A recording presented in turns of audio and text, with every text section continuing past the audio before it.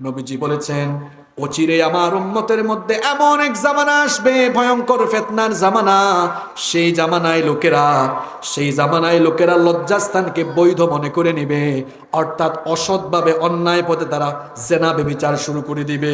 শেষ জামানার ফিতনার যুগে উম্মতের লোকেরা রেশমি কাপড়কে জায়েজ মনে করবে, মদ্যপান জায়েজ করে নিবে, এবং তারা নাচ গান মিউজিককে হালাল মনে করে নেবে।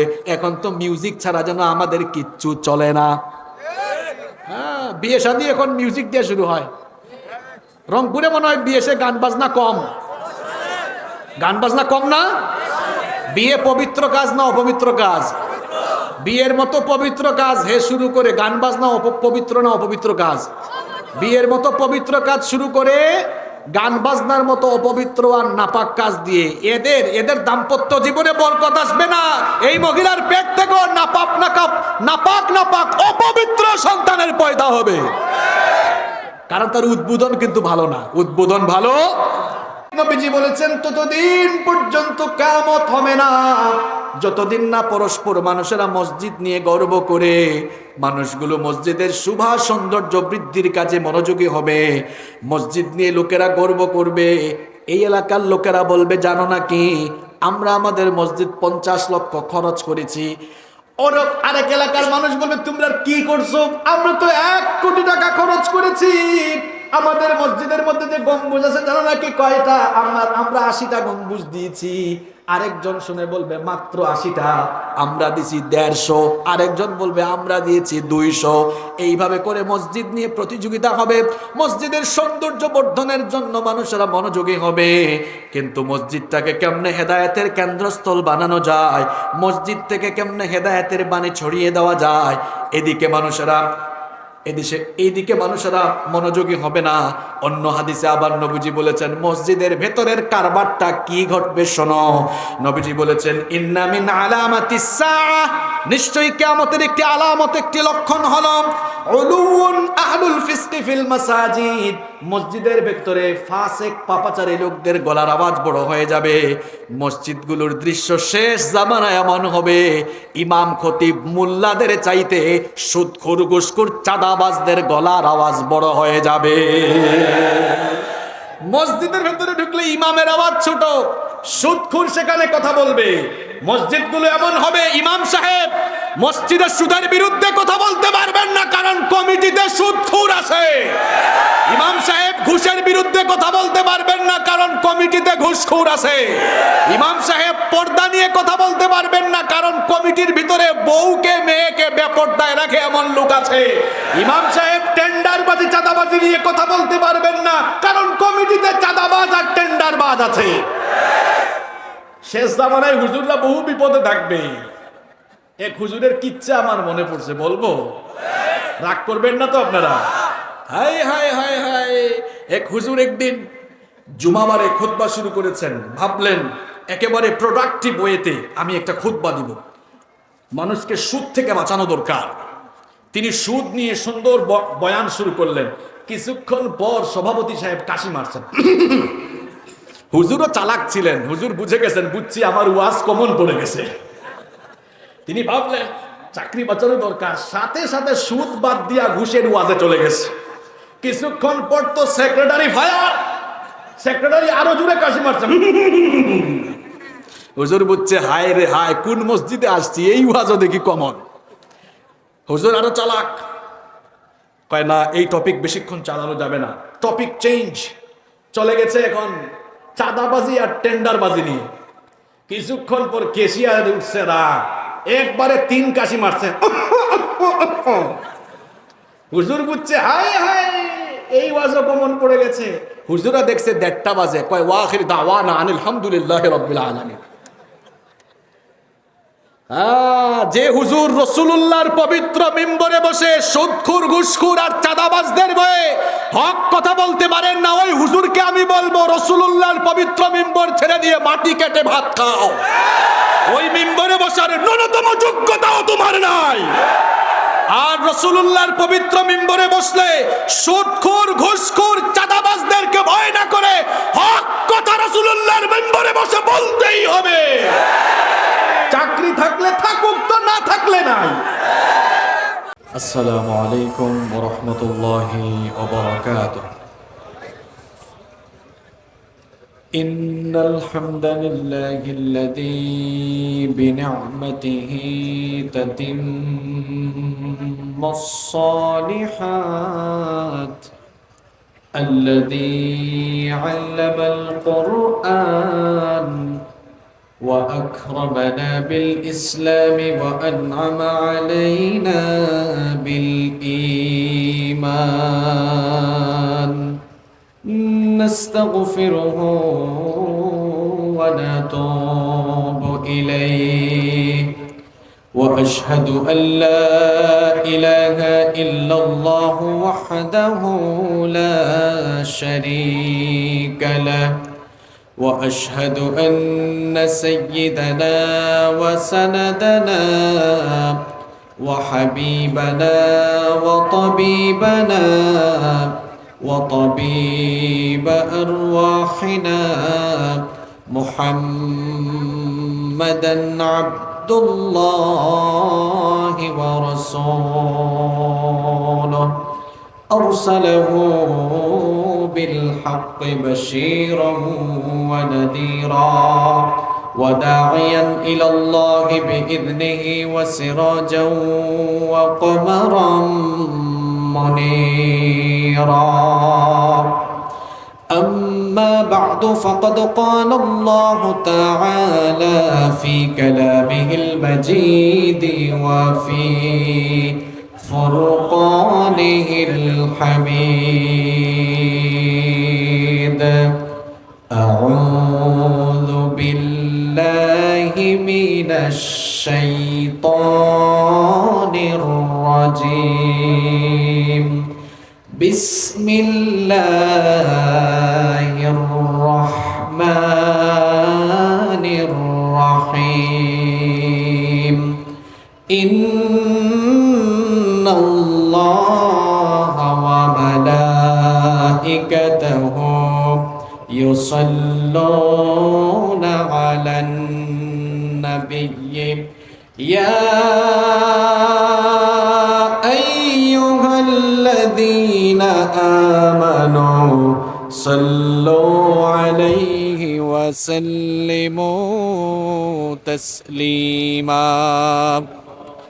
اللهم صل على محمد وعلى آل محمد كما صليت على إبراهيم وعلى آل إبراهيم إنك حميد مجيد. প্রতিদিন এই লক্ষ লক্ষ মসজিদের দেশে আজান হয় কয়বার? আজানটা শুরু হয় কি দিয়ে? সবাই মুসলমান, আমরা কম বেশি সবাই নামাজে যাই। নামাজটা যখন শুরু হয় মুয়াজ্জিন সাহেব ইকামত দেন, ইকামত শুরু হয় কি দিয়ে? এরপরে আমরা সবাই তো নামাজে যাই, আমরা মুসলমান। আজকে জুমাবারে তো অন্তত সবাই গিয়েছে, আমরা নামাজটা শুরু করি কি দিয়ে? একদিন আমি থাকবো না, আপনারাও থাকবেন না, আমাদেরকে সাদা কাফনে মুড়িয়ে সাদা কাফনে পেঁচিয়ে খাটিয়ায় বহন করে মরদেহকে সামনে নিয়ে মানুষেরা সলাতুল জানাজায় দাঁড়িয়ে যাবে। তখনও মরার পরেও লাশ সামনে রেখে নামাজটা শুরু হচ্ছে কি দিয়া? তাহলে বুঝা গেল মুসলমানের সন্তান জন্ম হওয়ার পর শুনেছে আল্লাহু আকবার, সারা জীবন প্রতিদিন 5 বার শুনে আল্লাহু আকবার, মরার পরেও শুনে আল্লাহু আকবার। সুতরাং মুসলমানদের এই জাতীয় স্লোগান আল্লাহু আকবারকে যারা বিতর্কিত স্লোগান বলবো, আমরা বলবো তার ব্যক্তি জীবন বিতর্কিত। এই জাতীয় স্লোগানকে যারা বিতর্কিত স্লোগান বলবো, আমরা বলবো তার চরিত্র বিতর্কিত। এটাকে যারা বিতর্কিত স্লোগান বলবো, আমি বলবো তার রাজনৈতিক জীবন বিতর্কিত। তার সাথে মুসলমানের সম্পর্ক থাকতে পারে না।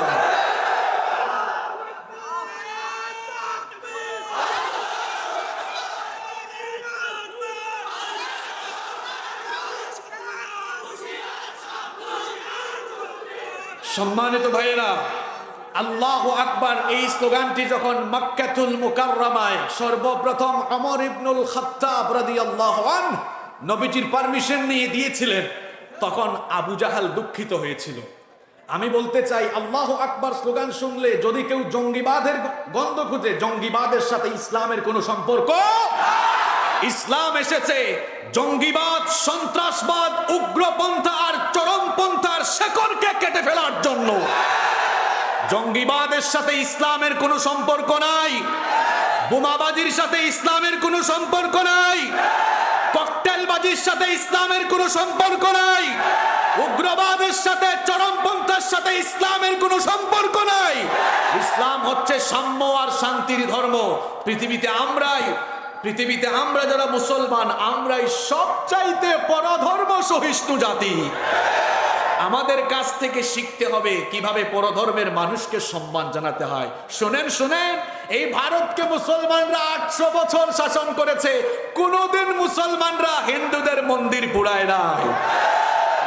মুসলমান থেকে শিখেন আমরা পরধর্মের লোককে কেমনে শ্রদ্ধা করি।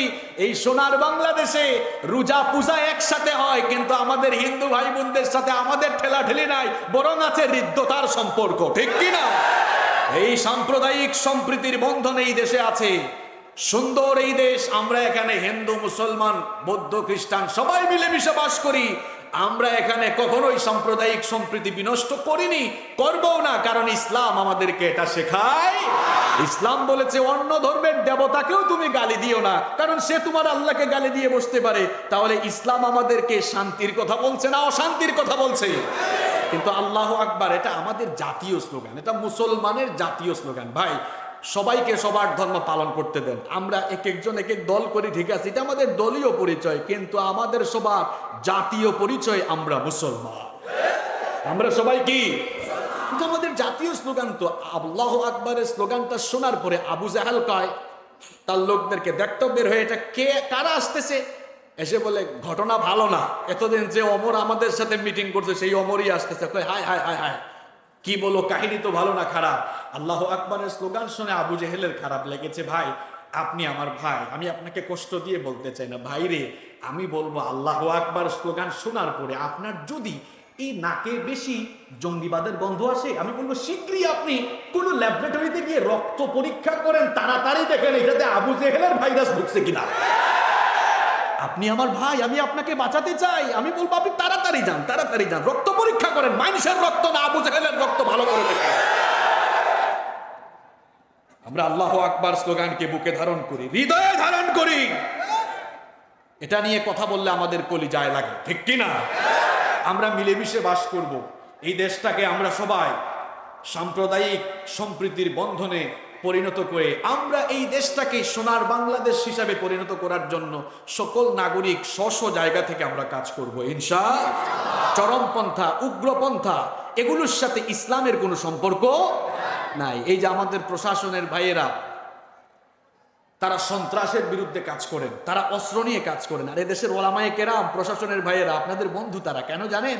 আপনারা অস্ত্র দিয়ে, আইন দিয়ে সমাজ থেকে সন্ত্রাস, দুর্নীতি নির্মূল করতে চান। আর এদেশের ওলামায়ে কেরাম তারা তাদের জবান দিয়ে আল্লাহর কোরআন আর নবীজির হাদিস বর্ণনা করে করে মানুষগুলোকে আধ্যাত্মিক শক্তিতে বলিয়ান করে মানুষগুলোকে তারা অন্যায় থেকে, বিপদ থেকে তারা সুপথে নিয়ে আসার কাজ করছে।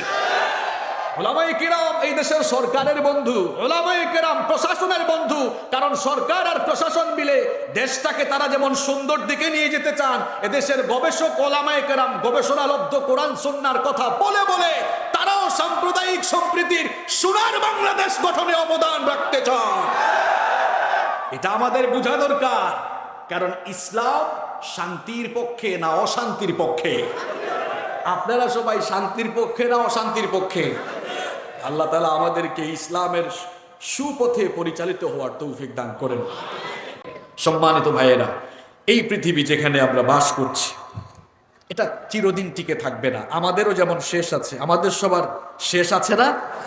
Everyone will take the test of death. প্রত্যেককেই মরণের স্বাদ ভোগ করতে হবে। আমরা যেমন সবাই চলে যাব, আমাদের জীবনের পরিসমাপ্তি যেমন আছে, এই দুনিয়ারও পরিসমাপ্তি আছে। এই মাথার উপরে বিস্তৃত আসমান, পায়ের তলায় বিশাল এই জমিন, সব কিছু একদিন লন্ড ভন্ড, চূর্ণ বিচূর্ণ মেসাকার হয়ে কিয়ামতের মহাপ্রলয়ঙ্কারী ঘটনা ঘটে যাবে।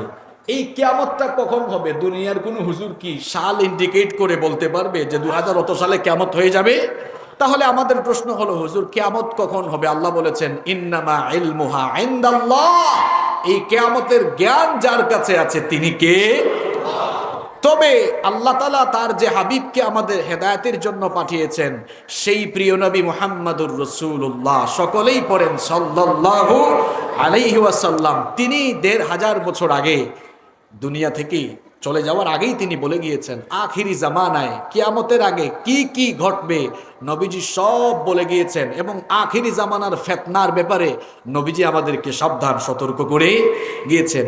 আমরা একেবারে শেষ জামানার মানুষ, এই জামানার ফিতনা অত্যন্ত ভয়ঙ্কর।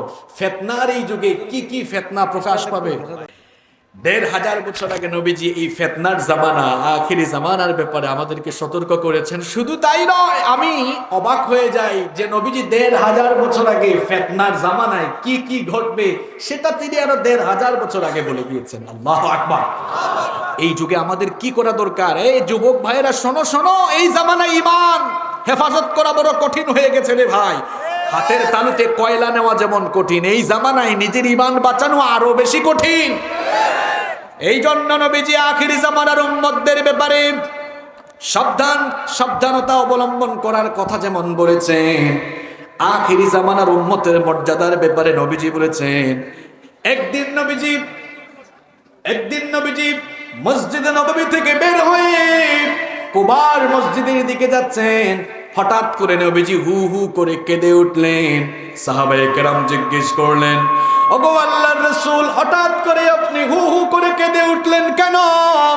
নবীজি তখন বললেন, আমার দিলটা ছটফট করছে, আমার ভাইদের সাথে সাক্ষাৎ করতে মন চাইছে। সাহাবীরা বললেন, ওগো আল্লাহর রাসূল, আমরা কি আপনার ভাই নই? নবীজি তখন বললেন, না, তোমরা আমার ভাই নও, তোমরা হচ্ছ আমার সাহাবী, তোমরা হচ্ছ আমার সাথী, তোমরা আমার ভাই নও।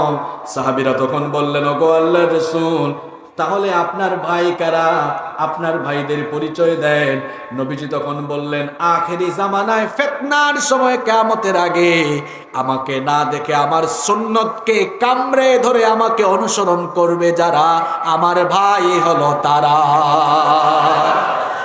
সাহাবীরা তখন বললেন, ওগো আল্লাহর নবী, আখেরি জামানার ওই উম্মতের প্রতি আপনার এত দয়া, এত মমতা, দুনিয়ায় তাদের সাথে আপনার সাক্ষাৎ করতে মন চায়। আমাদেরকে আপনি ভাই বললেন না, কিন্তু তাদেরকে আপনি আপনার ভাই বললেন। দুনিয়াতে যদি তাদের প্রতি এত মায়া হয়, জানি না আখিরাতে তাদের প্রতি আপনার কত মায়া হবে। নবীজি তখন বললেন, সাহাবীরা শোনো শোনো, আখিরি জামানায় ফিতনার সময় আমাকে না দেখে আমার উপরে ঈমান এনে আমাকে অনুসরণ করবে যারা, কিয়ামতের মাঠে আমার শাফায়াত পেয়ে যাবে তারা। কিয়ামতের মাঠে নবীজি আমাদের দিকে, সাহাবীদের দিকে যদি তাকান, একবার দুইবার আমাদের দিকে তাকাবেন 100 বার। কারণ আমরা নবীজিকে না দেখে ঈমান এনেছি, সাহাবীরা নবীজিকে দেখে দেখে ঈমান এনেছেন। কিন্তু আমরা তো নবীজিকে দেখি নাই, না দেখে নবীজিকে তো ভালোবাসি, এত মহব্বত করি, নবীর আদর্শকে আমরা অনুসরণ করি।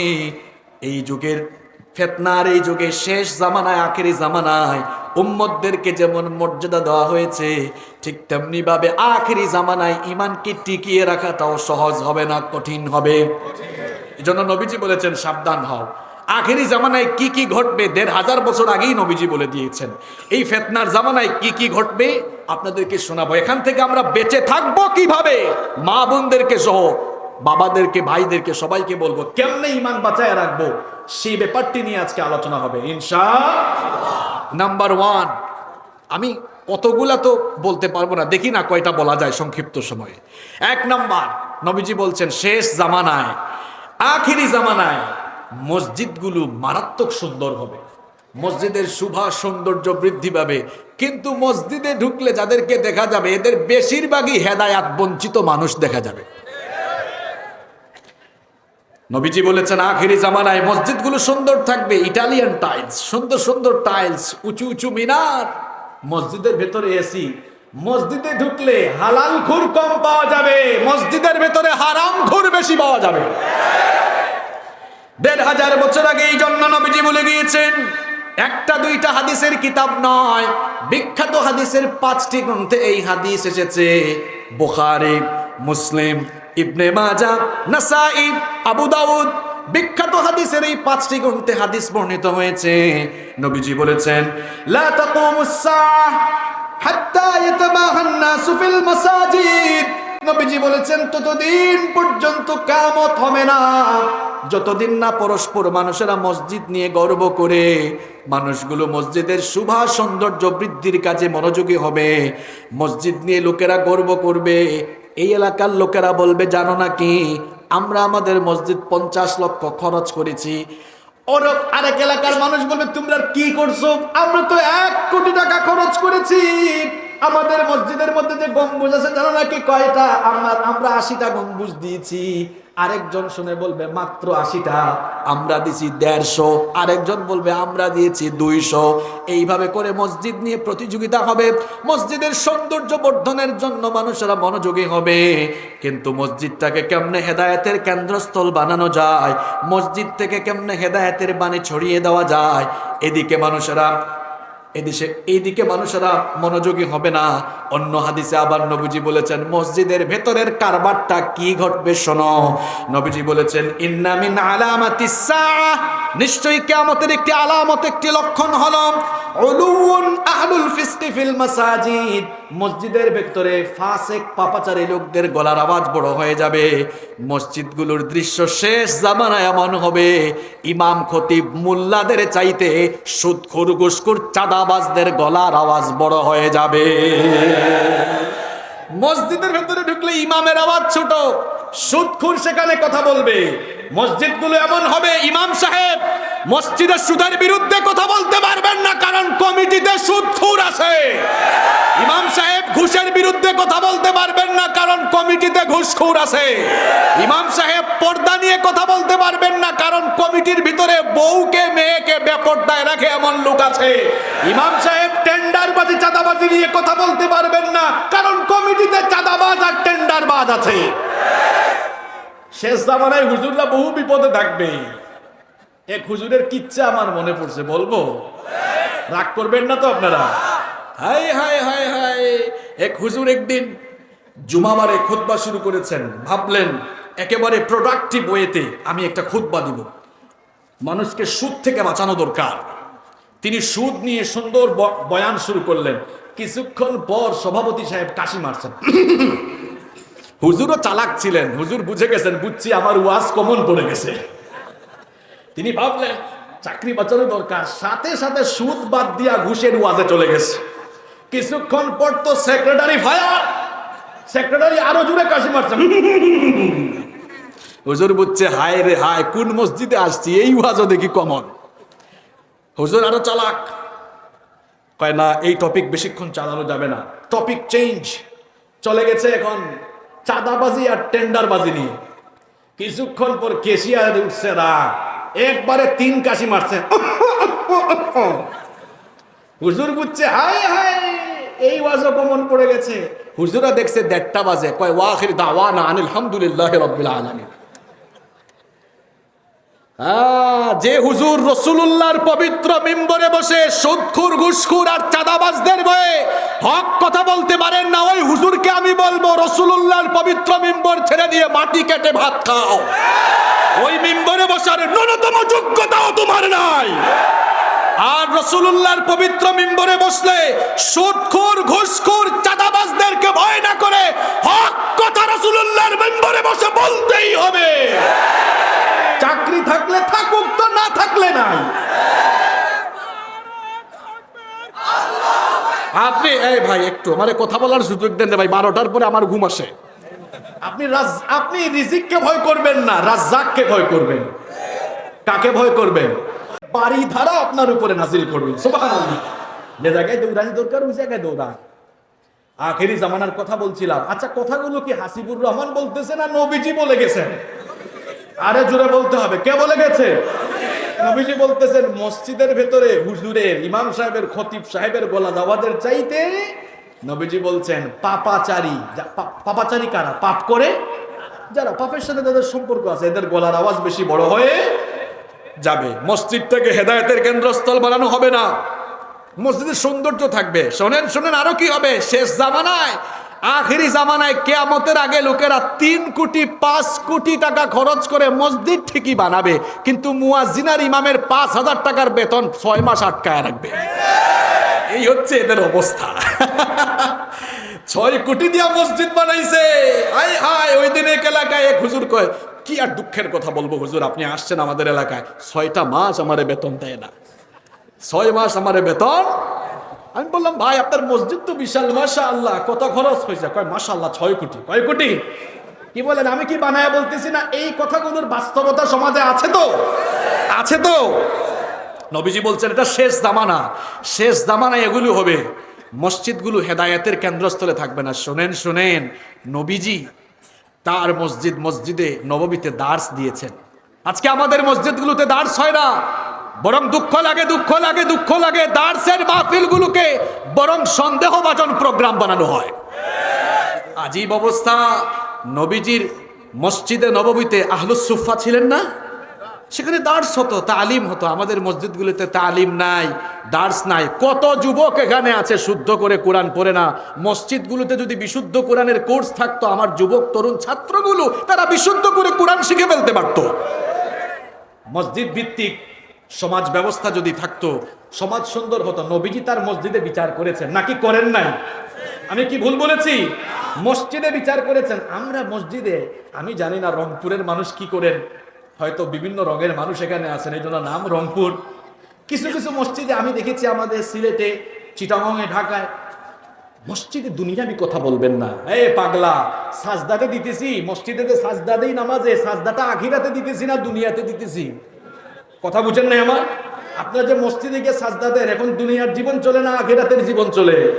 তো দুনিয়ায় সাজদা দিচ্ছেন, তো দুনিয়ায় দুনিয়াবি কথা আপনি মসজিদের দুনিয়াবি কথা বলতে পারবেন না? কেমন অযৌক্তিক কথা, এটা তো ফালতু কথা, এর কথার কোনো ভিত্তি নাই। রাসূলুল্লাহ মসজিদের ভেতরে বিচার করেছেন, মসজিদের ভেতরে দার্স দিয়েছেন, মসজিদে বিয়ে পড়িয়েছেন। আমাদের মসজিদ থেকে বিয়ে শাদী আউট করে আমরা যখন ক্লাবে নিয়ে গিয়েছি, তখন বিয়েগুলোতে অশ্লীল গান বাজনা ঢুকে গিয়ে বিয়ের মাজমাগুলো তখন অপবিত্র হওয়া শুরু হয়েছে। রাসূলুল্লাহর মসজিদের সাথে আমাদের মসজিদের কোনো মিল আজ পাওয়া যাচ্ছে? আল্লাহ আমাদেরকে হেদায়াত দিয়ে আমাদের কলিজাটাকে তুমি সিরাতুল মুস্তাকিমের দিকে পরিচালিত করো। আরো আসতে বলেন আমিন। শেষ জামানার একটা ফিতনার কথা বলেছি, মসজিদের ভেতরেও ফিতনা।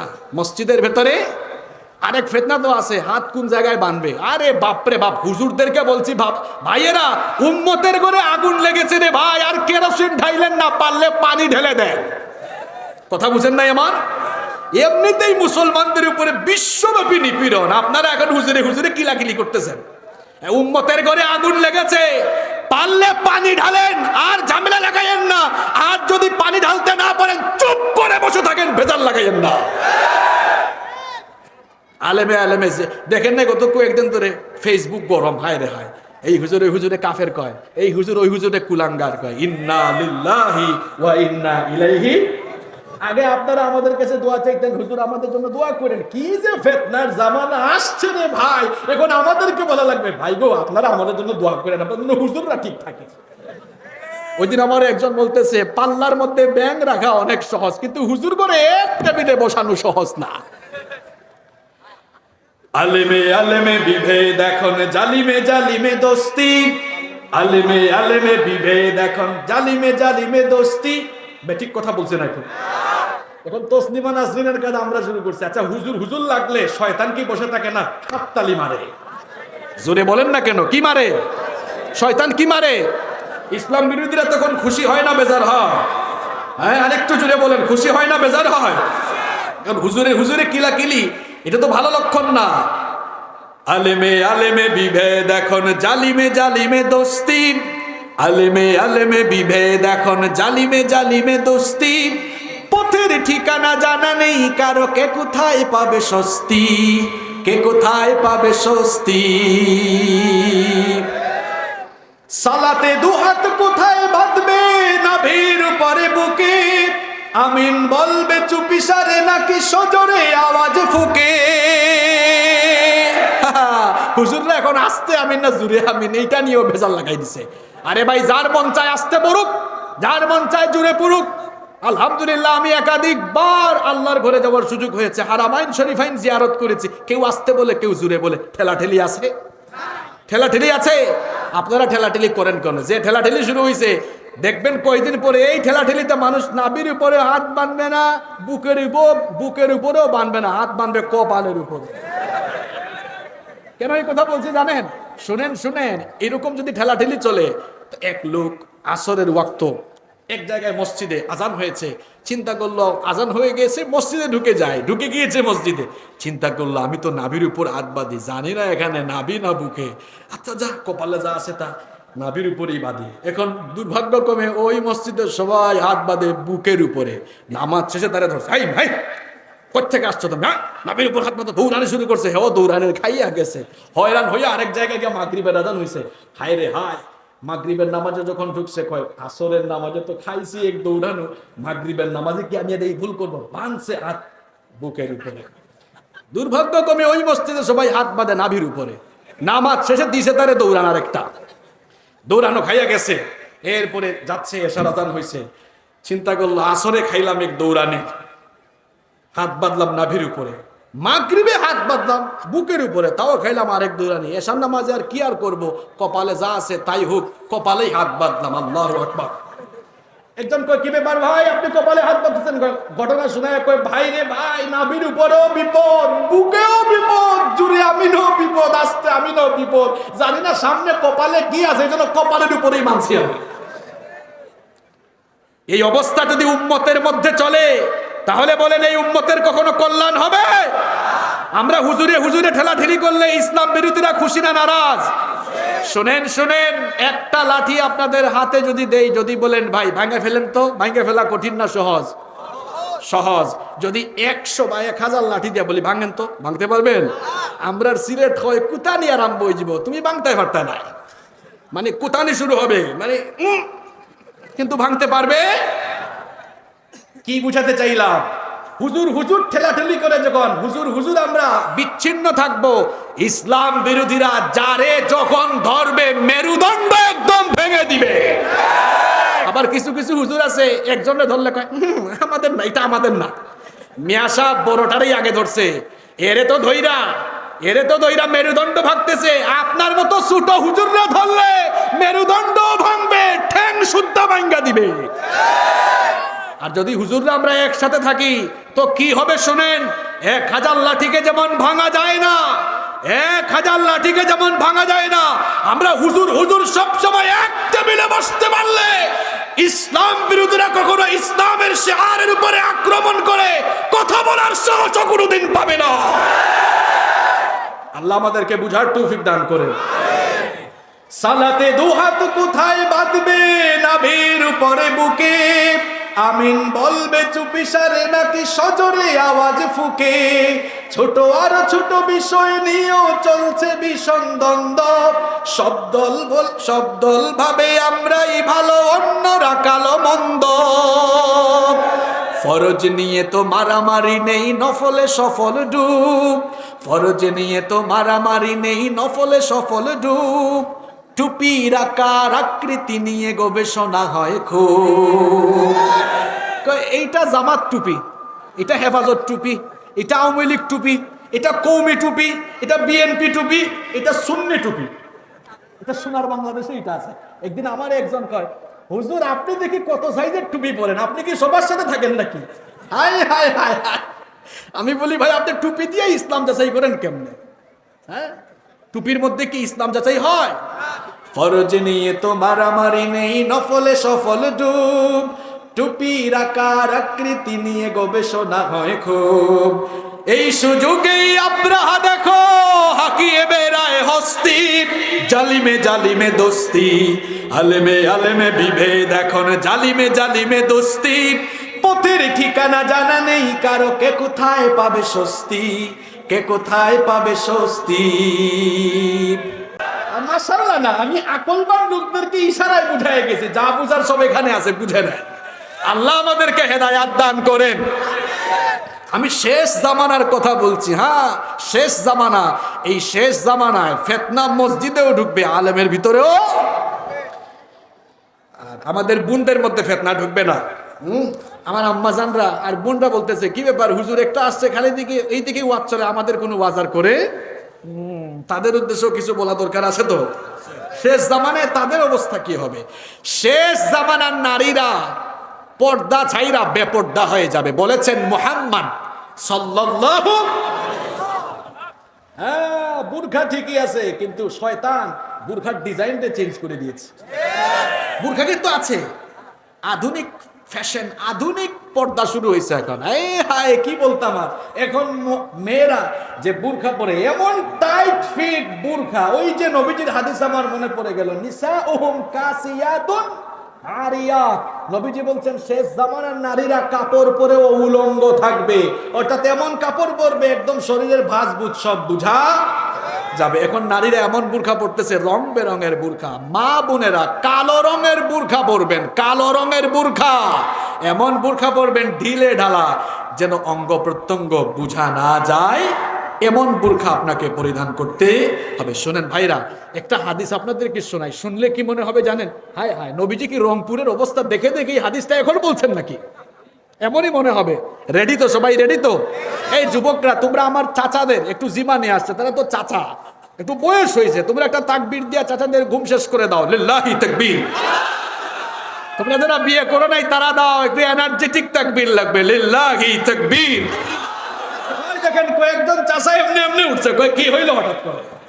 হ্যাঁ চাচা কি হয়েছে শোনেন, এখন এমন এক হাদিস বলবো, আপনি বলবেন হায় হায়, নবীজিকে আমাকে দেখে দেখে বললেন নাকি এটা?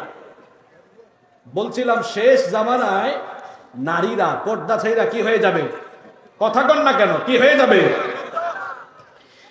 নবীজি বলেছেন, এই হাদিসটা মুসনাদে আহমদের ভেতরে বর্ণিত হয়েছে।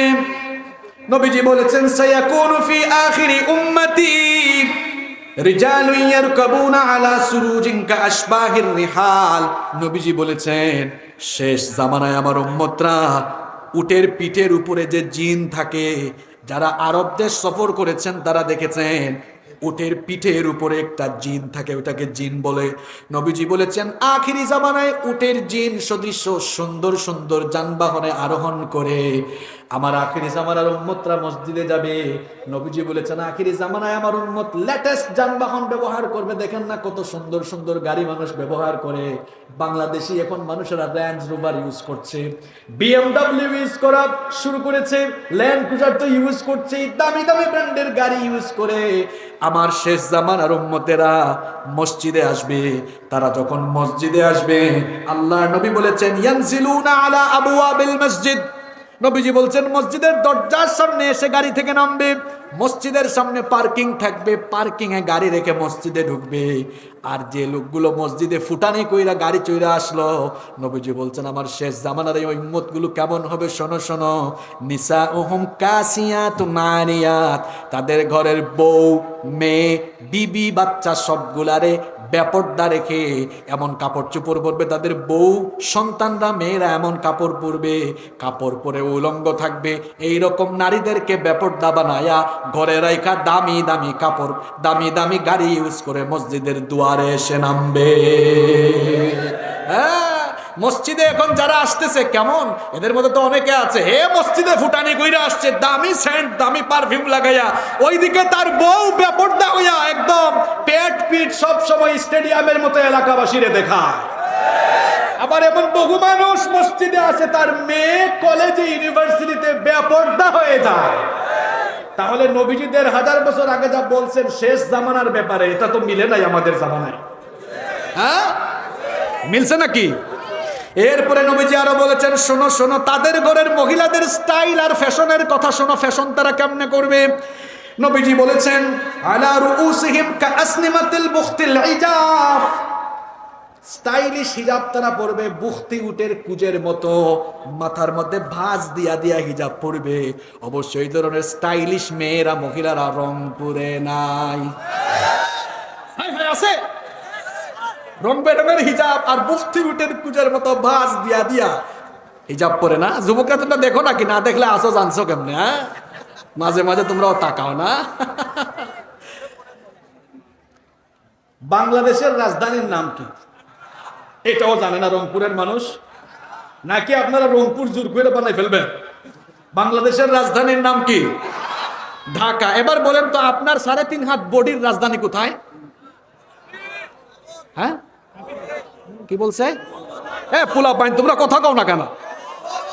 বাংলাদেশের রাজধানী কোথায়? আপনার শরীরের রাজধানী কোথায়? ফেস। এখন আমার বোনরা লিপস্টিক লাগাইয়া, আস্কারা মাস্কারা লাগাইয়া, ব্রু প্লাক কইরা, স্টাইলিশ হিজাব পইরা শরীরের রাজধানী দেখায় বুঝি আপনারা ঘর থেকে বের হন না?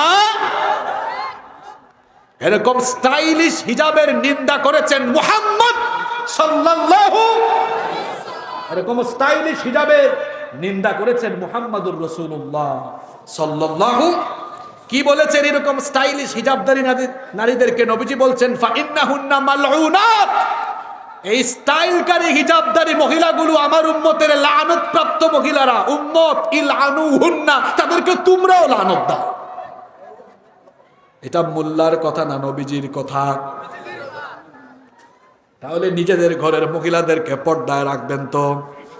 এখন তো আওয়াজ বেরো না। নিজেদের ঘরের মহিলাদেরকে পর্দায় রাখবেন তো? কারা কারা রাজি নাই হাত তুলেন। ওই দেখেন আল্লাহর কুতুব কয়েকজন আছে। ঘরের মহিলাদেরকে পর্দায় রাখবেন তো? অনেকে আছে নিজের বউরে এমন অবস্থায় নিয়ে বের হয়, শাড়ি টাড়ি পরে পেট পিট বের করে। শোনেন, আমিও বলি যেমন কুকুর তেমন মুগুর দরকার। এদেরকে কুরআন হাদিস দিয়ে আমাদের উস্তাদরা বহু ওয়াজ করেছেন, এরা সাইজ হয় নাই। তো এই বেহায়াগুলারে ভালোভাবে বুঝানো দরকার। আচ্ছা বলেন তো, বউটা নিজের না মাইনসের, জনগণের? তো তোমার বউয়ের পেট পিট খোলা রাইকা বাইর হও, তুমি কি তোমার নিজের বউরে জনগণের সম্পদ বানাইছো নাকি? বেহায়া, বেশরম, নির্লজ্জ কোথাকার। তোমার মধ্যে হায়া শরম বলতে কিচ্ছু নাই। কিচ্ছা তো আরেকটা মনে পড়ছে, বলবো। এক ভাই নতুন বিয়ে করেছে, তারপরে বের হইছে, রাজধানী খোলা আর কি। ছোট ভাই দেখছে একটা এলাকার, কয় ভাই আপনার সাথে টাকা, কয় চিনোস না, এটা তোর ভাবি। কয় ওয়াও। কি বলছে? ওয়াও। আবার পাশে আরেক ছোট ভাই কয় ভাই ভাবিকে জুস লাগতেছে। কয় থ্যাংক ইউ ছোট ভাই। ব্যাককল, কার জুস কে খায় রে? আবার কিছু বেহায়া আছে নিজের বউয়ের ফটো ফেসবুকে আপলোড মারে। রংপুরে এগুলা নাই?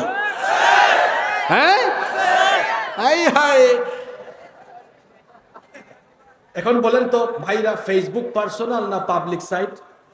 কথা কন না কেন? ফেসবুক পার্সোনাল না পাবলিক সাইট? বউ পার্সোনাল না পাবলিক? ধরা খাইছে, বউ পার্সোনাল না পাবলিক? আবার বলেন, বউ পার্সোনাল না পাবলিক? ফেসবুক পার্সোনাল না পাবলিক? একটা পার্সোনাল, আরেকটা তো বউ তো পার্সোনাল আর ফেসবুক। এখন পার্সোনাল জিনিসকে পাবলিক সাইডে আপলোড দেয় তারা, নিজের বউকে জনগণের মাইন্সের সম্পদ বানাইছে যারা। তোমার মতো বেহায়া আমি আর দেখি নাই। তোমার রুচিতে সমস্যা, তোমার রুচিতে সমস্যা। তোমার কুরআন হাদিস দিয়ে কি ওয়াজ করতাম, তোমার বউয়ের পেট পিট, তোমার বউয়ের রাজধানী, অন্য মানুষ দেখে। ধর্মে তোমার রুচিতে সমস্যা আছে, তোমার রুচি খারাপ, তোমার রুচিতে সমস্যা, তোমার রুচিশীল হওয়া দরকার। এই জন্য এক ভাই আমাকে বলছিল, হুজুর এই দেশে মুসলমান বানানোর আগে মানুষগুলারে মানুষ বানাইতে হবে আগে, কারণ আমরা অনেক কাজ করি যেটা মানুষের সাথে যায়। হায়া শরম থাকা দরকার। আল হায়া শুবাতুম মিনাল ঈমান, লজ্জাশীলতা ঈমানের অংশ। আমরা আমাদের বিবিদেরকে বুরখার ভেতরে, পর্দার ভেতরে রাখবো। এখন আবার এক ধরনের লোক বলবে, এই মোল্লারা নারীদেরকে পর্দার ভিতরে রাখা নারী প্রগতিতে বাধা দিচ্ছে। শিয়াল সবসময় মুরগির স্বাধীনতা চায়। শিয়াল সবসময় মুরগির কি চায়? আমরা নারী শিক্ষার বিরুদ্ধে নাই। জাহেলের দল শোনো, এই পৃথিবীতে সর্বপ্রথম নারী শিক্ষার কথা বলেছেন মুহাম্মদ সাল্লাল্লাহু আলাইহি ওয়াসাল্লাম। আমরা নারী শিক্ষার বিরুদ্ধে নই। আমি বলি আপনারা মেয়েদেরকে বেশি ডাক্তার বানাবেন, কারণ মেয়েরা ডাক্তার হওয়া দরকার। এই দেখবেন বউ সিজারে গেলে পুরুষ ডাক্তার চলে আসে, এটা লজ্জার কথা। এই জন্য মেয়েরা পড়াশোনা করবে। আমরা বলি মেয়েদেরকে মেডিকেলে পড়ান, মেয়েদেরকে ইউনিভার্সিটিতে পড়ান, ইঞ্জিনিয়ার বানান, ডাক্তার বানান, পড়াশোনা করবে। আমার বোনরা কলেজে যাবে, আমার বোনরা বিশ্ববিদ্যালয়ে যাবে, আমার বোনরা চাকরি করবে, আমার বোনরা তারা সরকারি অফিসে চাকরি করবে, তারা ব্যবসা করবে। কিন্তু আমার বোনরা শুধু একটা জিনিস মেনটেন করবে, সেটার নাম পর্দা। সেটার নাম কি?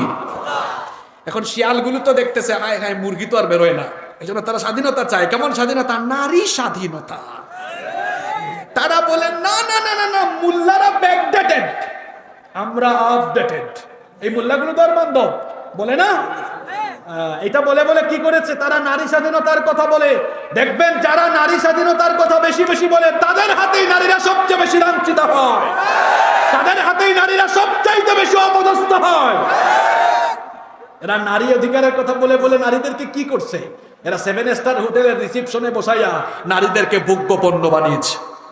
আমরা বলি আমার বোনটা চাকরি করবে, ব্যবসা করবে, পড়বে, গবেষণা করবে, কিন্তু আমার বোনটা পর্দা করে সব করবে, কোনো আপত্তি ইসলামের?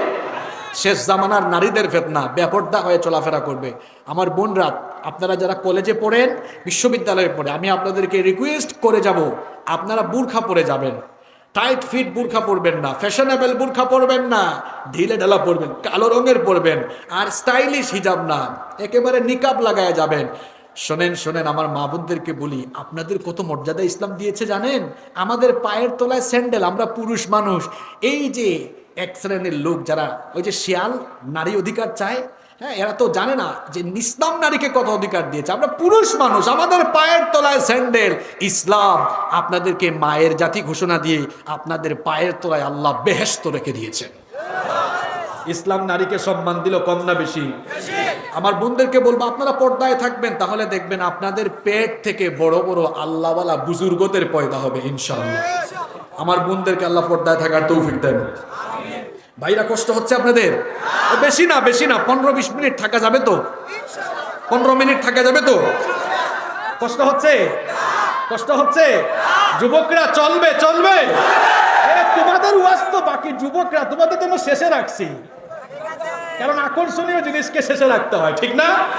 ছাত্ররা তোমাদের জন্য একটা ওয়াজ আছে আজকে, এটা শেষে বলবো, যুবকদের উদ্দেশ্যে, ছাত্রদের উদ্দেশ্যে। আগে সবার কথা বলে নেই, তারপরে তোমরা ইনশাআল্লাহ।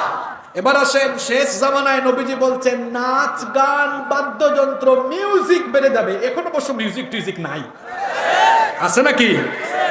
1500 বছর আগে নবীজি এই কথা বলে গিয়েছেন। বুখারী শরীফের হাদিস, নবীজি বলেছেন লা ইয়াকুনান্না মিন উম্মতি আকওয়াম ইস্তাহিলুনাল হির ওয়াল হারিরা ওয়াল খামরা ওয়াল মাআজিফ। নবীজি বলেছেন অচিরে আমার উম্মতের মধ্যে এমন এক জামানা আসবে, ভয়ঙ্কর ফিতনার জামানা। সেই জামানায় লোকেরা লজ্জাস্থানকে বৈধ মনে করে নেবে, অর্থাৎ অসৎভাবে অন্যায় পথে তারা জেনা ব্যভিচার শুরু করে দিবে। শেষ জামানার ফিতনার যুগে উম্মতের লোকেরা রেশমি কাপড়কে জায়েজ মনে করবে, মদ্যপান জায়েজ করে নিবে, এবং তারা নাচ গান মিউজিককে হালাল মনে করে নেবে। এখন তো মিউজিক ছাড়া যেন আমাদের কিচ্ছু চলে না। বিয়ে শাদী এখন মিউজিক দিয়ে শুরু হয়। রংপুরে মনে হয় বিয়ে সে গান বাজনা কম, গান বাজনা কম না? বিয়ে পবিত্র কাজ না অপবিত্র কাজ? বিয়ের মতো পবিত্র কাজ হে শুরু করে, গান বাজনা পবিত্র না অপবিত্র কাজ? বিয়ের মতো পবিত্র কাজ শুরু করে গান বাজনার মতো অপবিত্র আর নাপাক কাজ দিয়ে এদের দাম্পত্য জীবনে বরকত আসবে না। এই মহিলার পেট থেকে নাপাক অপবিত্র সন্তানের পয়দা হবে, কারণ তার উদ্বোধন কিন্তু ভালো না। উদ্বোধন ভালো। বিয়ে শাদীতে মিউজিক চলছে, কি আর দুঃখের কথা বলবো। শোনেন শোনেন, কুরআন তেলাওয়াত দিয়ে অনুষ্ঠান শুরু হয়, তারপরে 15-20 মিনিট পরে আবার গান বাজনা শুরু হয়, আছে নাকি এরকম? কুরআন তেলাওয়াত দিয়ে এখন সিনেমারও শুভ মুক্তি হয়। ভুল বলেছি? শোনেন, আমরা এই দেশে স্বাধীনভাবে বাস করছি, স্বাধীনভাবে কথা বলছি। কাদের আত্মত্যাগের কারণে জানেন? এই দেশের স্বাধীনতা সংগ্রামের জন্য নিজের জীবনকে কুরবানি করে দিয়েছেন যে বীর মুক্তিযোদ্ধারা, তাদের কাছে এই দেশের মানুষ ঋণী, এই দেশের মাটি ঋণী। এত আসতে বললেন এই কথা না? বীর মুক্তিযোদ্ধাদের অবদানের কথা বলতে পারবেন আপনারা? উনাদের কারণে, উনাদের আত্মত্যাগের কারণে আমরা এই দেশে স্বাধীনভাবে বাস করছি, স্বাধীনভাবে কথা বলছি। আল্লাহ মুক্তিযোদ্ধা যে সকল মুক্তিযোদ্ধারা মুক্তিযুদ্ধের জন্য জীবন দিয়েছেন, সবার কবরকে জান্নাতুল ফেরদাউস বানিয়ে দাও। যারা বেঁচে আছেন হায়াতে বরকত দাও। এবার আসল কথা বলি, মুক্তিযোদ্ধাদের কথা যেহেতু উঠাইছি, আচ্ছা, যে মুক্তিযোদ্ধারা আমাদেরকে দেশের স্বাধীনতা দিয়ে গেলেন জীবন দিয়ে, তাদের কাছে নিশ্চয়ই আমরা ঋণী, কম না বেশি? তাদের সাথে আমরা গাদ্দারি করা কি উচিত? কিন্তু আমরা গাদ্দারি করি কেমনে? বলবো প্রশাসন এবং গোয়েন্দা সংস্থার ভাইয়েরা উল্টাপাল্টা রিপোর্ট দিয়েন না আপনারা। আমি কিন্তু মুক্তিযোদ্ধাদের জন্য দোয়া করলাম।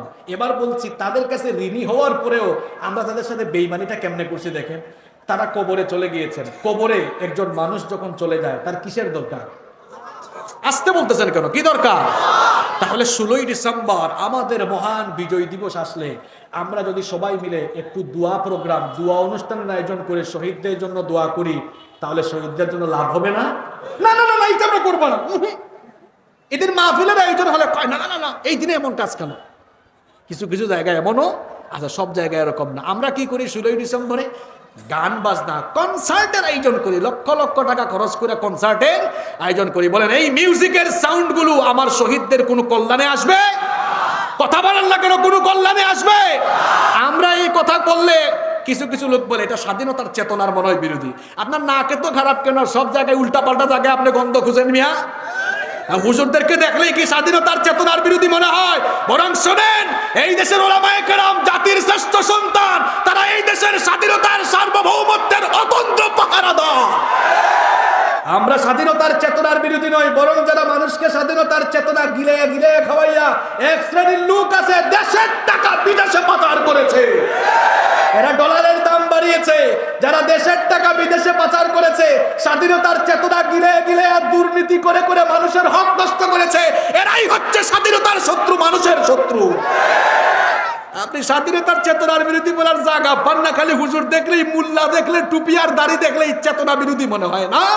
শোনেন শোনেন, আমার বহু লেকচার ইউটিউবে আছে, বহু দোয়া আছে, যেখানে 16ই ডিসেম্বরে 21শে ফেব্রুয়ারিতে হাত তুলে মানুষকে নিয়ে কেঁদে কেঁদে দোয়া করেছি। কারণ আলেমরা শহীদদেরকে, ভাষা শহীদদেরকে কলিজা দিয়ে ভালোবাসেন। নাচ গান সব জায়গায় আমরা ঢুকাই দিছি, সব জায়গায় ঢুকাই দিছি। আমরা ড্যান্স করলাম, ফালাইলাম, সারা রাত গান গাইলাম, আমার শহীদদের কোনো লাভ হবে? আমার অবাক লাগে 21শে ফেব্রুয়ারি ভাষা শহীদের দিন, আমি গত বছরের আগের বছর গাজীপুরের কালিয়াকৈরে মাহফিলে যাচ্ছি, আমি অবাক 21শে ফেব্রুয়ারি ভাষার জন্য সালাম, বরকত, রফিক জীবন দিয়েছে। পৃথিবীর ইতিহাসে এইরকম নজির নাই, আর ভাষার জন্য জীবন দিয়েছে। আমার দেশের দামাল ছেলেরা ভাষার জন্য জীবন দিয়েছে, আল্লাহ তাদেরকে মাফ করে দেন। তো যে ভাষার জন্য জীবন দিয়েছে শুনি কি জানেন? হায় হায়, শুনি 21শে ফেব্রুয়ারিতে হিন্দি গান বাজাইয়া তারা ভাষা দিবস পালন করে। আমি কি ভুল বলেছি? এরকম কিছু কিছু জায়গায় আছে না নাই? হ্যাঁ, আপনি ভাষা শহীদদের জীবনের বিনিময়ে বাংলা ভাষায় কথা বলছেন মিয়া। 21শে ফেব্রুয়ারি আসলে কুরআন তেলাওয়াত করে, ইস্তেগফার করে শহীদদের জন্য দোয়া করেন। যেটা করা দরকার আপনি ওইটা করেন না। আর হুজুর দেখলেই, মুল্লা দেখলেই খালি কয় স্বাধীনতা বিরোধী। এটা স্বাধীনতার চেতনার বিরোধী না। শহীদদেরকে আমরা ভালোবাসি। এই দেশের অনেক বুজুর্গ বুজুর্গ উলামারা তাহাজ্জুদের নামাজে উঠে চোখের পানি ছেড়ে দিয়ে স্বাধীনতার মহান মুক্তিযোদ্ধাদের জন্য দোয়া করে থাকেন। এই মাহফিলে হাজার হাজার মানুষকে নিয়ে আমরাও আজ দোয়া করছি, আল্লাহ মহান মুক্তিযুদ্ধের জন্য যারা জীবন দিয়েছেন সবাইকে তুমি জান্নাতুল ফেরদাউস দান করো, ভাষা শহীদদেরকে জান্নাতুল ফেরদাউস দান করো। এটা এক শ্রেণীর মানুষ চেতনার ব্যবসা করে, যারা হুজুরদেরকে স্বাধীনতা বিরোধী বানাইছে। তারা হুজুররা স্বাধীনতা বিরোধী নয়। সম্মানিত ভাইয়েরা, আপনাদের মনে কষ্ট হচ্ছে তাই না? বলছিলাম 15 মিনিট, এই তো শেষ হয়ে গেছে, আর 5-7 মিনিট আছে। উঠবেন না তো আপনারা? আচ্ছা, এরপরে শোনেন, এখন একটা কথা বলবো। বলবেন হুজুর হায় হায়, এইরকম হাদিস তো আগে শুনে নাই, নবীজিকে দেখে দেখে বললেন নাকি? নবীজি বলছেন শেষ জামানায় উম্মত কি করবে জানো? তারা পুলা মাইয়া ছেলে মেয়ের বুকে না নিয়ে বিড়ালের বাচ্চা আর কুকুরের বাচ্চা কুলে নিয়ে তারা সেলফি তোলা শুরু করবে। এই যুবকরা, তোমরা ফেসবুক চালাও না? কি বিড়ালের সাথে সেলফি, কুকুরের সাথে সেলফি দেখো তো তোমরা? অনেক মা বাবা এটা করে না। শোনেন শোনেন, নবীজি কি বলেছেন? ইউরাব্বির রাজুলু জিরওয়া কালবিন খায়রুল লাহু মিন আইয়ুরাব্বি ওয়ালাদা। নবীজি বলেছেন শেষ জামানায় ফিতনার যুগে মানুষেরা দেখা যাবে তাদের সন্তানদেরকে কোলে না নিয়ে, সন্তানকে সঠিকভাবে টেক কেয়ার না করে কুকুরের বাচ্চাকে তারা টেক কেয়ার করবে। দেখবেন অনেক মা বাবা আছে, বিশেষ করে টাউনে, শহরাঞ্চলে এগুলো বেশি, বিড়ালকে কাছে নিয়ে ঘুমায়, বিড়ালের সাথে সেলফি তুলে বিড়ালের বাচ্চা কুলে নেয়, কুকুরের বাচ্চা কুলে নেয়, সন্তানটারে কলিজায় লাগায় না, বুকের সাথে লাগায় না।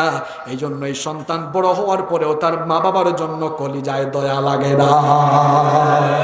যারা সন্তানকে কুলে না নেন, keep in your mind the old home is waiting for you. বৃদ্ধাশ্রম আপনার মতো কপাল পোড়ার জন্য অপেক্ষা করছে। এই দেশে মা বাবার খেদমতের ওয়াজ বহুত হইছে, এবার বন্ধ করেন। এবার সন্তান লালন পালনের ওয়াজ বেশি করা দরকার। এক ব্যাককলের কথা আমার মনে পড়ছে। এক ব্যাককল বুঝেন নাকি? রংপুরে কি বলেন, বেকুব না ব্যাককল? হ্যাঁ, বেকুব। এক বেকুব গাছ লাগাইছে, গাছ লাগানোর পরে গাছের গোড়ায় গিয়া পানিও ঢালে না, এটার পরিচর্যাও করে না। বলেন এই গাছ বেঁচে থাকবে না মরে যাবে? হে আবার আরেকজনকে এসে বলতেছে গাছ লাগাইছি কিন্তু অনেক লিচু আসবে, অনেক ফল আসবে। ব্যাককল, তুই গাছ লাগানোর পরে এখানে পানি ঢালছ, গাছের সেবা করছ? সেবা তো করো নাই। গাছ লাগানোর পরে ফল পাইতে হলে যেমন গাছের গোড়ায় পানি ঢালতে হয়, ঠিক তেমনি সন্তান জন্ম দেওয়ার পরে সন্তানের পিছে খাটনি খাইতে হয়, এর দিন শেখাইতে হয়, এর টাইম দিতে হয়, টেক কেয়ার করতে হয়, তখনই এই সন্তান থেকে আপনি খেদমত পাবেন। সন্তান জন্ম দিয়া সন্তানের পেছনে সময় না দিলে ওই সন্তানের কাছ থেকে খেদমতের আশা করো বেকুবি, ব্যাককুলি। তাহলে শেষ জামানায় এরকম সন্তানদেরকে অবহেলা করবে, সন্তানদেরকে সময় দিবে না, কোথায় যায় কি করে দেখবে না। আল্লাহ তাআলা যেন আমাদেরকে ফিতনার যুগে এই কাজ থেকে বেঁচে থাকার তৌফিক দান করেন। নাম্বার 5 নাম্বার, ফিতনার যুগে দ্বীনি শিক্ষা থেকে মানুষ মুখ ফিরাইয়া নেবে। দ্বীনি শিক্ষা থেকে মানুষ মুখ ফিরাইয়া নেবে। বুখারী এবং মুসলিম শরীফের হাদিস, নবীজি বলেছেন ইন্না মিন আশরাতিস সাআ, কিয়ামতের একটা আলামত, একটা লক্ষণ হলো আইয়ুরফাআল ইলম, আইয়ুরফাআল ইলম ওয়া ইয়াকসুরাল জাহাল, জ্ঞানকে উঠায় নেওয়া হবে, মূর্খতা বৃদ্ধি পাবে। এখন দেখেন আমাদের সিলেবাসে সব আছে, ইংরেজি আছে, বিজ্ঞান আছে, গণিত আছে, কিন্তু আমাদের ছেলে মেয়েগুলো, কলিজার টুকরা সন্তানগুলো, তারা তাদের সিলেবাসের ভেতরে কোরআন হাদিস ফিকহ ইসলামের জ্ঞান জানার জন্য সিলেবাসে কিচ্ছু না। আমরা এই কাম না করলে কিয়ামত তো আসবে না। এই জন্য নবীও বলেছেন তোমরা শেষ জামানায় এই কামগুলাই করবা, তোমরা ইসলাম উঠাই দিবা, দ্বীনি শিক্ষায় শিক্ষিত হবে না। আরে আমার যে কষ্ট লাগে, বিশ্ববিদ্যালয় কলেজের ছেলেরা যে সুন্দর ইংরেজিতে কথা বলে, ব্রিটিশদের মতো তাদের প্রোনাউন্সিয়েশন, কিন্তু তারা কোরআন খুললে দেখে দেখে কোরআন পড়তে পারে। কষ্ট লাগে? মা বাবা আপনাদের কষ্ট লাগে? হ্যাঁ, আপনাদের ছেলেমেয়েরা শুদ্ধ করে কোরআন পড়তে পারে না। কিছুদিন আগে জনশুমারি হয়েছে, এখন মুসলমান 1% বাড়ছে। 1% নাকি আমি জানি না, আগে কত পার্সেন্ট ছিল আল্লাহ জানে, এখন 91 হয়েছে। তো 91%, এখন আরেকটা জনশুমারি হইলে যে কত পার্সেন্ট শুদ্ধ করে কোরআন জানে, আমার তো মনে হয় 91 থেকে 81% হবে শুদ্ধ করে কোরআন পড়তে পারে না। শুদ্ধ মানে বুঝেন আপনি যে বলেন আলাম তারা কাইফা ফাআলা, এটা শুদ্ধ কোরআন না। কোরআন পড়তে হবে ওয়ারাত্তিলিল কোরআনা তারতিলা, তারতিল, তাজউইদ, তাহসিনের সাথে তাজউইদের রুলস অ্যাপ্লাই করে বিশুদ্ধভাবে কোরআন পড়তে হবে। আদেশটা কার? এরকম কয়জনে পারে? এই যে একটু আগে তোমরা স্লোগান দিলা যুবকরা, আল কোরআনের আলো ঘরে ঘরে জ্বালো, ওখান থেকে দেখলাম একজন সংসদে জ্বালো। আরে বাপ রে বাপ, শোনো শোনো, তোমার এই আবেগী স্লোগান বন্ধ করো, প্রোডাক্টিভ ওয়েতে আগাও। এটা প্রযুক্তির যুগ, বা একটু সিস্টেমিক ওয়েতে আগানো দরকার। আপনাদের স্লোগানকে আমি অপছন্দ করছি, ব্যাপারটা এমন নয়, তবে আপনাদের স্লোগানটাকে আমি কিছু সংশোধনী দিতে চাই। আমি বলতে চাই আল কোরআনের আলো সংসদে পড়ে জ্বালাইয়েন। আগে যে সকল লোকদের ভিতরে কোরআন নাই, যারা এখনো শুদ্ধ করে কোরআন পড়তে পারে না, মানুষের হৃদয়ের ভিতরে, অন্তরের ভিতরে কোরআন ঢুকায় দেয়। এজন্য আমি বলেছি বাংলাদেশে এখন স্লোগান হবে আল কোরআনের আলো হৃদয়ে। তোমরা কেমনে জানো যুবকরা? তোমরা ফেসবুকে দেখছো না? হ্যাঁ, আমার পেজে দেখছো আল কোরআনের আলো। কোথায় জানো? হ্যাঁ, হৃদয়ে হৃদয়ে। কেন? যদি প্রতিটা মানুষের হৃদয়ে কোরআনের আলো জ্বলে যায়, এই আলোকিত হৃদয়ের মানুষ দিয়ে শুধু রংপুরে না, বাংলাদেশ না, পৃথিবীর প্রতি ইঞ্চি জমিনের উপরে কোরআনের আলো জ্বলে উঠবে, কেউ থামাতে পারবে না। স্লোগান ঠিক করতে হবে। এখন থেকে স্লোগান হবে এমনি, আল কোরআনের আলো ঘরে ঘরে। একটা ট্রেনিং দিয়ে দিই, কি বলেন? তো তাল উঠাইয়া দিই, তাল তাল তাল তো উঠে না অনেকের। আমি বলবো আল কোরআনের আলো, আপনারা বলবেন হৃদয়ে হৃদয়ে। জোরে বলতে হবে। রেডি? আচ্ছা, 2 পার্টে দেই। প্রথমে বিয়াইতারা দেন, বিয়া যারা করে ফেলছেন, হ্যাঁ, এরপরে অবিবাহিতরা দিবেন, ঠিক আছে? দেখি রংপুরের বিবাহিতদের এনার্জি আছে নাকি অবিবাহিতদের বেশি এনার্জি। প্রথমে বিবাহিত ভাইরা, রেডি? আপনারা রেডি? হ্যাঁ রে, বিবাহিতদের আওয়াজ কম কেন? বিয়াইতা কম আসছে না? বিবাহিত ভাইরা রেডি? আমিও আপনাদের কাতারে দিয়ে না, আমার ইজ্জত রেখেন আপনারা, ঠিক আছে? আল কোরআনের আলো। হাই হাই হাই হাই, আওয়াজ তো খুব ছোট ভাইরে। আপনাদেরকে আরেকবার সুযোগ দিলাম, যেহেতু আমিও আপনাদের কাতারে, আমি চাই আপনারা জিতেন। আল কোরআনের আলো। আল্লাহ জানে আবিয়াইতারা যারা বিয়া করেন এরা তো রেডি হয়েছে, দেখি ইজ্জত থাকে কিনা আমাদের। হ্যাঁ, রেডি সবাই? যুবক তোমরা রেডি? তোমরা তো এখনো মিসকিন, বিয়ে করো নাই, তবে তোমরা করবা। আল্লাহ যেন তোমাদেরকে দিনদার জীবন সঙ্গে নসিব করে দেয়। তোমরা রেডি তো? Ready ready. আল কোরআনের আলো। আমরা বিয়ে করা শেষ। এ যুবকরা হাসিয়ে না, তোমরা তো জিতবাই, তোমরা বিয়ে শাদী করো নাই, তোমাদের তো এনার্জি একটু বেশিই থাকবে স্বাভাবিক, ঠিক না? তাহলে চলেন আমরা সবাই মিলে বলি, এখন ছোট বড় সবাই, আল কোরআনের আলো। তাল এসে গেছে তাই না? রংপুরে স্লোগান উঠেছে, আল কোরআনের আলো। হ্যাঁ, একেবারে পঞ্চগড় থেকে টেকনাফ পর্যন্ত এই আওয়াজ আমরা ছড়িয়ে দিব ইনশাআল্লাহ। আল কোরআনের আলো, আল হাদিসের আলো, কোরআন সুন্নাহর আলো। হৃদয়ে জ্বললেই হবে, দেখবেন একদিন এই আলো হৃদয় থেকে বের হবে, তারপরে দেখবেন এমনিতেই কোরআনের পার্লামেন্ট হয়ে যাবে ইনশাআল্লাহ।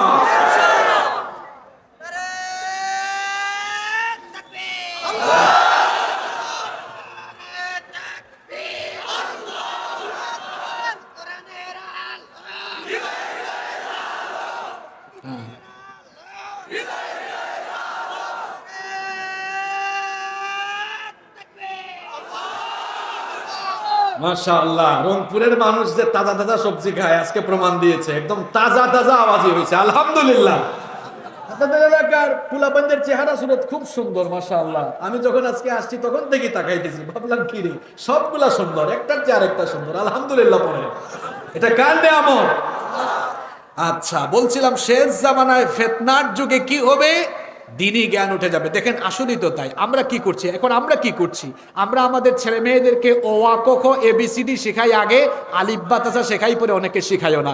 আবার কি বলেছেন? হায় হে, এই হাদিস পড়লে তো আমার মনে হয় এটাকে আমাদেরকে দেখে নবীজি বলছেন নাকি? নবীজি বলছেন শোনো, লা তাকুমুস সাআহ, ততদিন পর্যন্ত কিয়ামত হবে না। কতক্ষণ পর্যন্ত? হাত্তা ইউজআলা কিতাবুল্লাহি আরা, যতদিন না মানুষ দ্বীনি জ্ঞান শিক্ষাকে নিজেদের জন্য, নিজেদের প্রেস্টিজের জন্য মানহানিকর মনে না করে, ততদিন পর্যন্ত কিয়ামত হবে না। আজকে আমরা ব্রিটিশ কারিকুলামে ইংলিশ মিডিয়ামে ছেলে মেয়েদেরকে পড়াচ্ছি। হ্যাঁ, অবশ্যই পড়াবেন, কারণ আধুনিক বিশ্বে থেকে টিকে থাকতে হবে। কিন্তু প্রশ্ন হলো, এখন আলিফ বা তাসা শিখাইলেন না কেন? এটা হুজুরদের শিক্ষা, এটা লাগবে না, আছে না নাই? শোনেন, আপনার সন্তানকে ও আ ক খ এবিসিডি শিখাইয়েন, পরে আলিফ বা তাসা শেখাবেন সবার আগে। নইলে আলিফ বা তাসা বা দ্বীনি শিক্ষা না পেয়ে ডাক্তার হইলে এটা কসাই হবে, ইঞ্জিনিয়ার হইলে রডের বদলে বাঁশ দিবে। আর যদি আইনজীবী হয়, ওই দেখছেন না এক আইনজীবী টকশোতে এসে পক পক পক পক করে তার নিজের মারে সে ঘর থেকে বের করে দিছে। আর যদি বাচ্চাগুলারে কোরআন শিখায় ডাক্তার বানান, এ মানবতাবাদী ডাক্তার হবে। ইঞ্জিনিয়ার হইলে সৎ দেশপ্রেমিক ইঞ্জিনিয়ার হবে, আইনজীবী হলে দেশের জন্য কাজে লাগবে, ঠিক কি না? কেউ উঠবেন না। শেষ কথা বলবো, শেষ কথা, শেষ পয়েন্ট। শেষ জামানার ভয়ঙ্কর ফিতনা মিডিয়ার ফিতনা। কিসের ফিতনা? মিডিয়ার ফিতনা। নবীজি বলছেন শেষ জামানায় মিডিয়ার ফিতনা কেমন হবে শোনো। ইবনে মাজার হাদিস, আবু হুরায়রা রাদিয়াল্লাহু আনহু হাদিস বর্ণনা করেছেন। নবীজি বলেছেন সায়াতি আলান নাসি সানাওয়াতুন খাদ্দাআত। নবীজি বলেছেন শেষ জামানায় এমন কিছু সময় আসবে যেই সময়ে ইউসাদ্দাকু ফিহাল কাযিব ওয়া ইউকাযযাবু ফিহাস সাদিক, যখন মিডিয়ার মাধ্যমে সত্যকে মিথ্যা বানানো হবে, মিথ্যাকে সত্য বানানো হবে। হাদিসের শেষে বললেন নবীজি শেষ জামানায় এমন সময় আসবে মিডিয়ার মাধ্যমে আমানতদার লোককে খেয়ানতকারী বানানো হবে, খেয়ানতকারী লোককে আমানতদার বানানো হবে। মনে হচ্ছে যেন আমাদের কাজ কারবার চরিত্র দেখেই নবীজি এটা বললেন। এখন দেখেন সত্যকে কেমনে মিথ্যা বানানো হয়। বড় বড় আলেমদেরকে ধর্ষণকারী বানায়া মিডিয়াতে প্রচার করা হয়। এখন চুর বাটপার গুলারে মিডিয়াতে ভালো মানুষ সাজানো হয়। এটা হচ্ছে শেষ জামানার ভয়ঙ্কর ফিতনা। মিডিয়াগুলো হলুদ হয়ে যাবে, হলুদ হয়ে সত্যকে মিথ্যা, সাদাকে কালো, কালোকে সাদা বানাবে। মিডিয়াকে বলবো তোমাদের উপরে আরেকটা মিডিয়া সেট করে রেখেছেন, যিনি তিনি কে? আল্লাহ বলছেন ওয়া ইন্না আলাইকুম লাহাফিজিন। এমনে এমনে ছাইরা দিন এই দুনিয়ায়, তোমাদের উপরে আমিও ক্যামেরা ফিট করে রাখছি। আল্লাহর দেওয়া জ্ঞান দিয়ে তোমরা সিসিটিভি বানাইয়া সব যদি ধারণ করে রাখতে পারো, তাহলে যে আল্লাহ জ্ঞান দিয়েছেন ওই আল্লাহ বুঝি সিসিটিভি দিয়া দুনিয়ার সবার কাজ কারবার গুলো রেকর্ড করে রাখতে পারেন না? আরো জোরে বলেন, পারেন কিনা? হায় হায় হায়, শেষ জামানায় এমন ফিতনায় আমরা পড়ে গেছি। সারা জীবন বুখারীর দর্শ দিয়েছে, কোরআন পড়িয়েছে, হাদিস পড়িয়েছে, বছরের পর বছর কোরআনের দাওয়াত দিয়েছে তাদের বিরুদ্ধে মিথ্যা অপবাদ দিতেও আমরা কুণ্ঠাবোধ করি না। ভয়ঙ্কর ফিতনার যুগে চলে এসেছি আমরা, মারাত্মক ফিতনার যুগ। ঈমানকে টিকায় রাখা বড় দুর্লভ ব্যাপার হয়ে দাঁড়িয়েছে। শেষ কথা বলে আমি আজকের মাহফিলটা শেষ করছি। নবীজি বলেছেন, যেহেতু মিডিয়ার ব্যাপার এসেছে, 1500 বছর আগে নবীজি বলেছেন কিয়ামতের আগে প্রযুক্তি উন্নত হবে। আর প্রযুক্তি কত উন্নত হবে নবীজি বলেছেন, শুনেন ভালো করে শুনেন। নবীজি বলেছেন, ইন্না মিন আশরাতিস সাআহ, কিয়ামতের একটা লক্ষণ হলো আইয়াজহারাল কওলু ওয়া ইখজানাল ফি'ল। কিয়ামতের আগে মানুষের কথাগুলোকে প্রচার করা সহজ হয়ে যাবে, মানুষের কথা কাজকে ধারণ করা যাবে। এই যে দেখা যায় জিনিসগুলার নাম কি? আরে ভাই জুড়ে বলেন, এগুলার নাম কি? এগুলার নাম কি? নাম কি? ক্যামেরা। নাম কি? যখন এই হাদিস 1500 বছর আগে নবীজি বলেছেন, ক্যামেরা ছিল নাকি?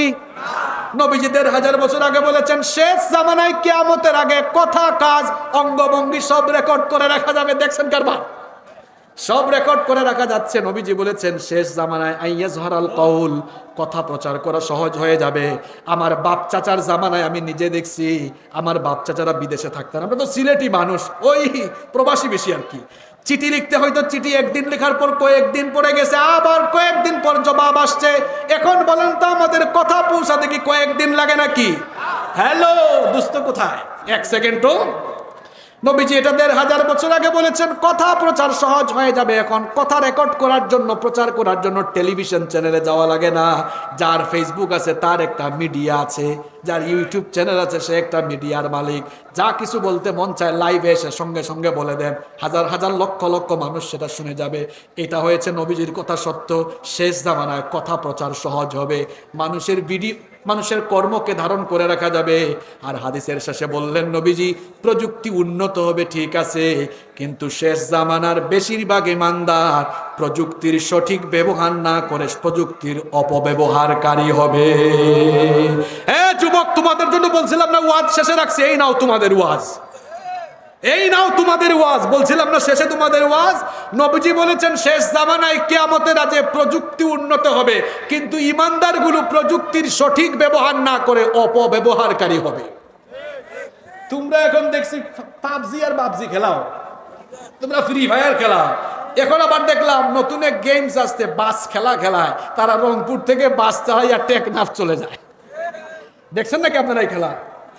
আমাদেরকে খেলা লাগাইছে ওরা, যারা এগুলো বানাইছে, আর ওরা কিন্তু ডলার কামাচ্ছে। তুমি এটা ইনস্টল করো, খেলাও, আর সে ডলার কামাচ্ছে।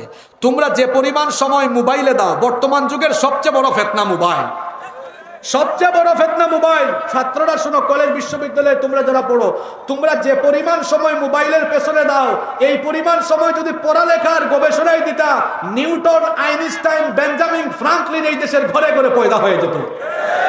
ঠিক তো কইছো, তোমরা তোমার পড়াশোনা করবা না, আবার তোমরা রাত 2টা-3টা পর্যন্ত সজাগ থাকো। তোমরা যুবক মানুষ, তোমাদের চেহারায় লাবণ্য থাকবে, স্মার্টনেস থাকবে, কিন্তু তোমরা রাতের বেলা ঘুমাইতে গালের মধ্যে বিচি উঠে গেছে, এরপরে গালটাল ভাঙ্গা এমনি হয়ে গেছে, শেষ।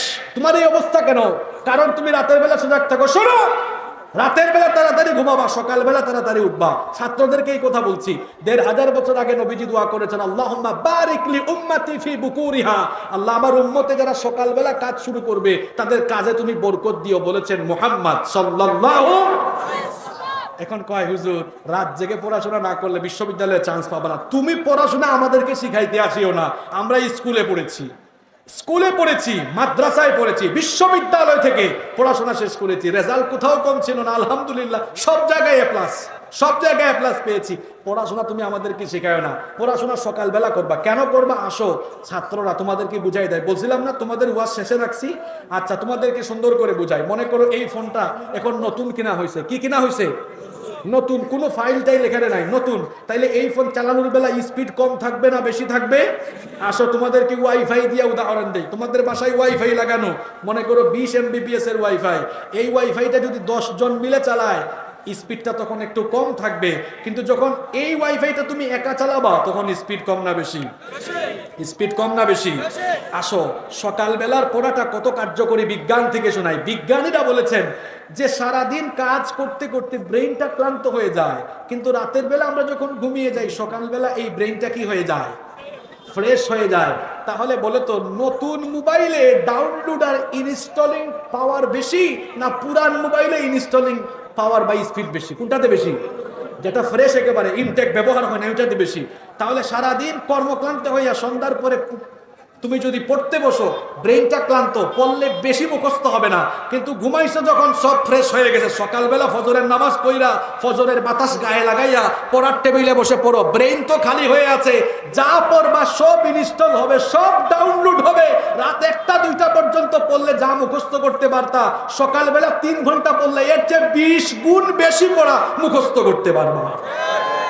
তাইলে তোমরা রাতের বেলা তাড়াতাড়ি ঘুমাবো তো, এই বিচি টিচি এগুলা যাবে, তোমাদের চেহারায় রূপ লাবণ্য আসবে, যৌবন ফিরে আসবে। তোমরা তো যৌবন নষ্ট করে ফেলতেছো। আর তথ্য প্রযুক্তির অপব্যবহার করো না। ফোন একটা হাতের কাছে পাইছো, রাতের বেলা যখন ঘুমাও, এই আমার আব্বু আম্মু দেখে না, ওয়াইফাই তো আছে, এখন ইউটিউবে গিয়া নাটক দেখি, সিনেমা দেখি। তোমরাও কেউ কেউ পর্নোগ্রাফিতে আসক্ত হয়ে গিয়েছো। শোনো, আব্বু আম্মু ভাই বোন কেউ দেখে না রে ভাই, কিন্তু দরজা বন্ধ করে একা রুমে যা করছি সব একজন দেখছেন। আওয়াজ করে বলেন তিনি কে? যাদের হৃদয়ে আছে আল্লাহর ভয়, তারা কবু পথ ভুলে যায় না। আল্লাহর প্রেম ছাড়াই দুনিয়ায় কারো কাছে কোনো কিছু চায় না, কারো কাছে কোনো কিছু চায় না। ভয় করবো কাকে? ভয় করবো কাকে? শেষ জামানার এই ফিতনা থেকে আল্লাহ আমাদেরকে বাঁচিয়ে রাখুন। শেষ জামানার ফিতনায় যারা ঈমান বাঁচিয়ে নবীজির সুন্নাত অনুসরণ করবে, নবীজি বলেছেন তাদেরকে 100 শহীদের সমপরিমাণ সওয়াব তাদের আমলনামায় দেওয়া হবে।